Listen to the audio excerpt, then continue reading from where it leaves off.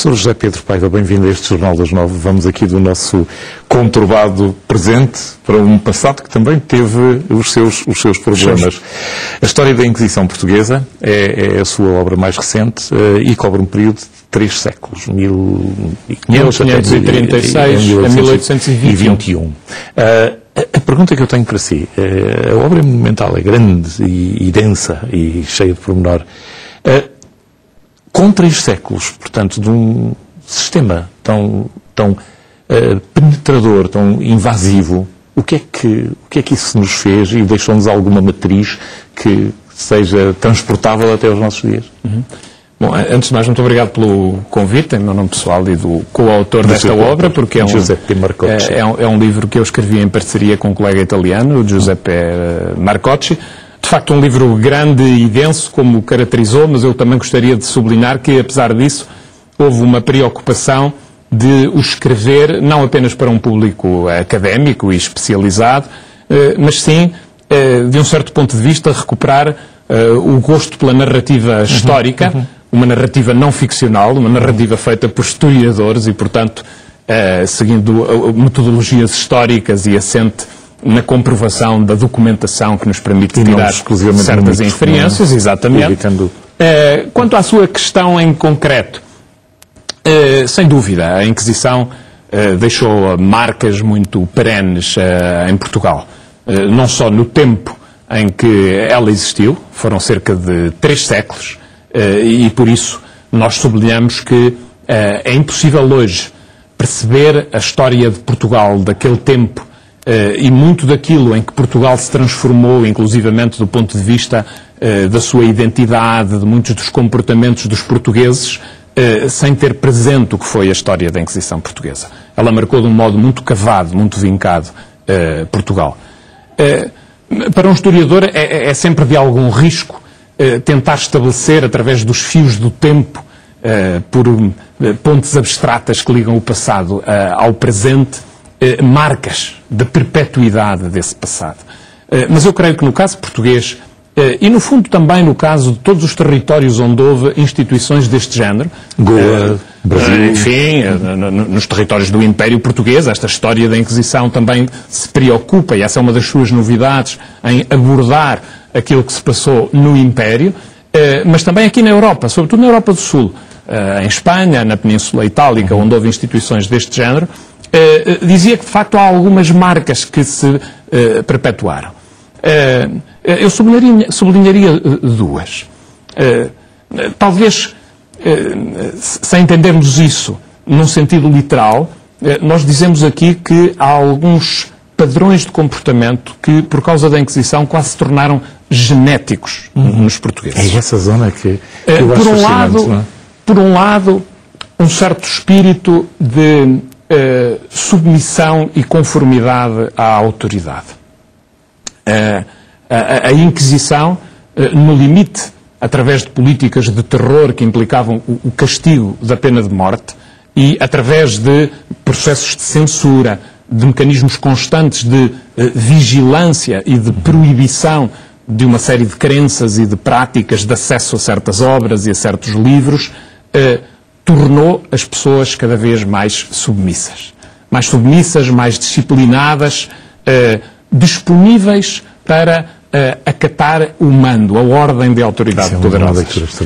E isso foi feito também com o interesse do Estado. Não é por acaso que a monarquia quer uma instituição como a Inquisição. Pretende-a porque, através desse disciplinamento que a Inquisição, conjuntamente com outras instâncias, mesmo no campo eclesiástico, por exemplo, o episcopado e outras, os confessores, os missionários, tenderam a disciplinar as populações e a inculcar-lhes o hábito de obedecerem. E essa é uma das marcas que eu acho que perdura muito ainda hoje em Portugal. A outra situá-la-ia mais num plano estritamente religioso.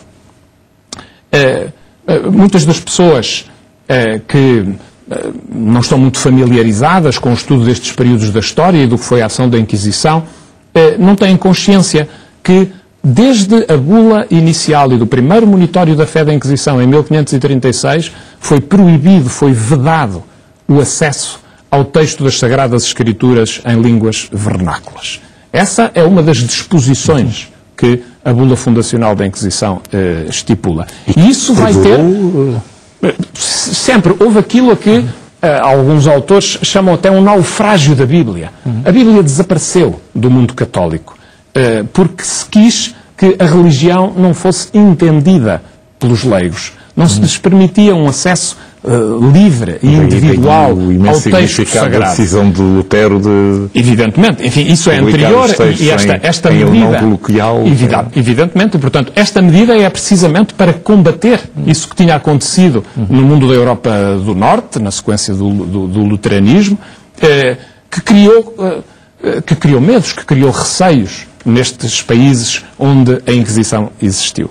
E isso teve consequências muito evidentes, que eu creio, como digo, que nós ainda hoje conseguimos encontrar no modo como os portugueses viveram a sua religiosidade.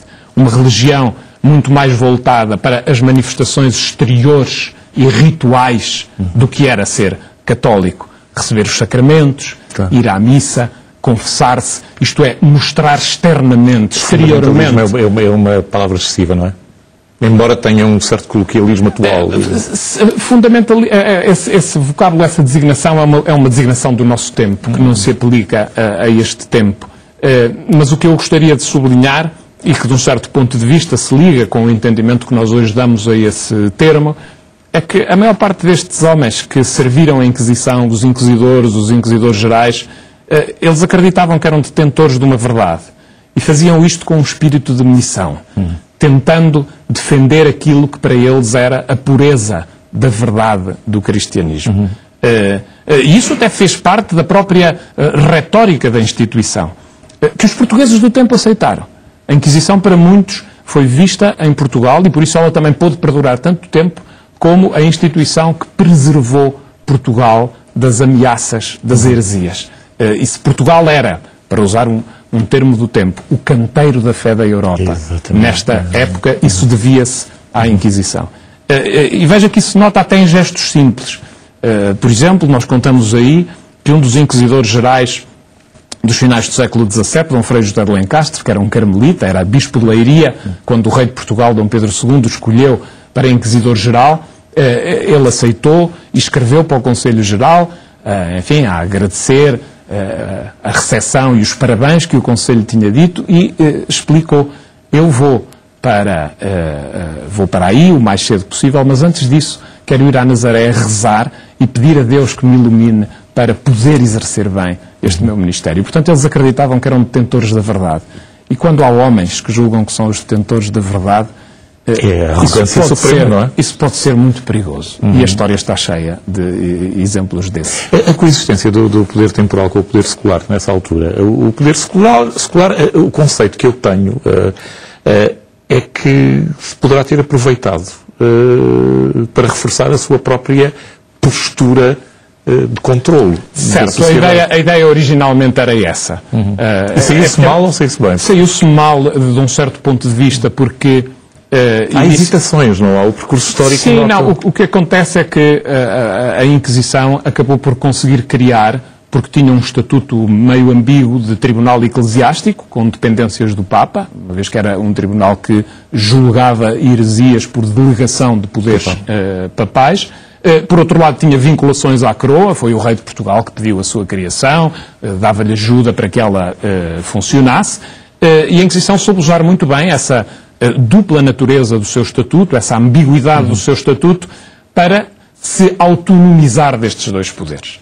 E, portanto, nós podemos dizer que, ao contrário daquilo que o primeiro rei de Portugal que pediu a Inquisição queria, que era ter uma instituição totalmente a seu serviço para poder dominar melhor a Igreja e certas áreas de comportamentos no território onde ele tinha dificuldade em entrar, a Inquisição acabou por se criar um poder relativamente autónomo.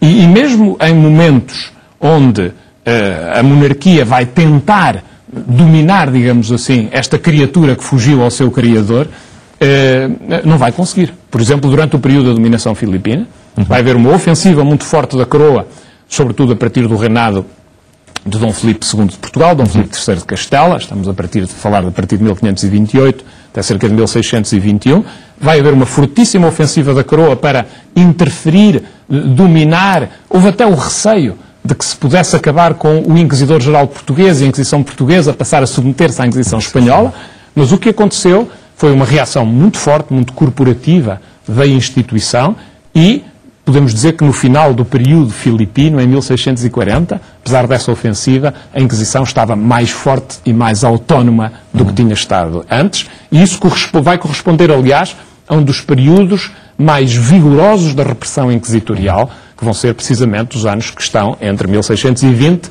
e uma suspensão que vai haver da Inquisição, decretada pelo Papa, entre 1674 e 81. Portanto, esse vai ser o tempo grosso, mais violento, com maior número de relaxados à justiça secular, isto é, pessoas que são entregues ao rei para ele aplicar àqueles que tinham cometido heresias a pena que estava prevista nas ordenações do reino, que era a morte pelo fogo, que acontecia a seguir ao espetáculo maior da Inquisição, que eram os autos da fé. Depois, o iluminismo europeu, a Revolução Francesa e aí o aspecto fundamental deste comportamento começa a ser questionado seriamente. Sim, a Inquisição do século XVIII, sobretudo o nosso Marquês de Pombal, como é que vem lidar com isto? Como é que ele vem lidar com isto? Ele que está sujeito a essas influências todas, não é? Sim, acabei de dizer que, de facto, o século XVII é um dos tempos mais fortes da atividade repressiva inquisitorial. Depois desse período de suspensão da Inquisição decretada pelo Papa entre 74 e 81, no século XVII, ela vai começar a conhecer um relativo declínio. No século XVIII tem já uma grande contestação que começa fora de Portugal, de um modo muito intenso, com a publicação de uma obra de um médico francês que tinha sido condenado pela Inquisição de Goa, Charles Delon, que escreve uma relação que vai começar a criar aqui, relativamente a Portugal, aquilo que nós podemos considerar a lenda negra da Inquisição portuguesa, não é? A Inquisição como responsável pelas maiores atrocidades, particularmente feroz, não é? Particularmente feroz. É dos nossos tribunais aquele onde provavelmente a ação foi mais ampla em número de pessoas condenadas e também em número de pessoas condenadas à pena capital. E, portanto, nos meados do século XVIII nós podemos dizer que, tanto em Portugal como fora, há uma grande pressão contra a atuação da Inquisição. A Inquisição começava a tornar-se uma instituição muito anacrónica, com falta de poderes em muitas áreas, mesmo, por exemplo, no plano da censura literária. E é neste momento que, com a chegada do Pombal e com a ideia que ele tem de reformar a Inquisição e de a transformar definitivamente naquilo que tinha sido o projeto original de Dom João III, uma instituição controlada totalmente pelo Estado, que ele, com a grande habilidade que sempre o caracterizou, e num processo que é muito claro. Primeiro, controlando as clientelas que serviam o Tribunal. Isto é, começou a colocar no Tribunal, em lugar-chave do Tribunal, pessoas da sua confiança. O melhor exemplo é o seu irmão, Paulo de Carvalho, que vai para o Conselho Geral sem nunca ter servido a Inquisição, o que é absolutamente inédito na história da Inquisição. Depois favorecendo-a, nos anos 60, com uma série de benesses, novas formas de tratamento, a proibição de circulação de todas as obras que diziam mal da Inquisição, é um aspecto muito curioso, e depois reformando-a para a dominar. E, de facto, sobretudo a partir da publicação de dois alvarás que são decisivos para a reformação da Inquisição, um primeiro em 1773, que acaba com a distinção entre cristãos novos e cristãos velhos, e, portanto, retira, digamos assim, à alçada da Inquisição aqueles que até então tinham sido os seus inimigos capitais. Digamos que a Inquisição fica sem inimigo, como nós dizemos no capítulo que vem a seguir à ação do Marquês de Pombal. Um período absolutamente fascinante. E depois, com a publicação do Regimento da Inquisição de 1774, que a transforma definitivamente num tribunal sob o domínio da coroa. E é assim que ela vai viver até se extinguir. Mas uma das teses que nós aí defendemos é que, se não fosse esta reforma do Marquês de Pombal, que acabou por promover a Inquisição, provavelmente ela teria terminado mais cedo. Contaminada por essas exatamente, por esse pensamento iluminista e por essa sensação de anacronismo que já vigorava. Professor José Pedro Paiva, muito obrigado por ter vindo a este Jornal das 9. Para benefício de quem nos segue, se me dá licença, vou pedir que ponham a capa do livro novamente. História da Inquisição Portuguesa, 1536-1821. É daqueles livros que, lendo, nós ficamos a conhecer-nos bastante melhor e, sobretudo, que gente é que somos hoje. A editora é a Esfera dos Livros. Foi um prazer tê-lo aqui. O prazer foi meu e muito obrigado. Muito obrigado. Curtíssimo intervalo agora e voltamos com o nosso Frente a Frente. Até já.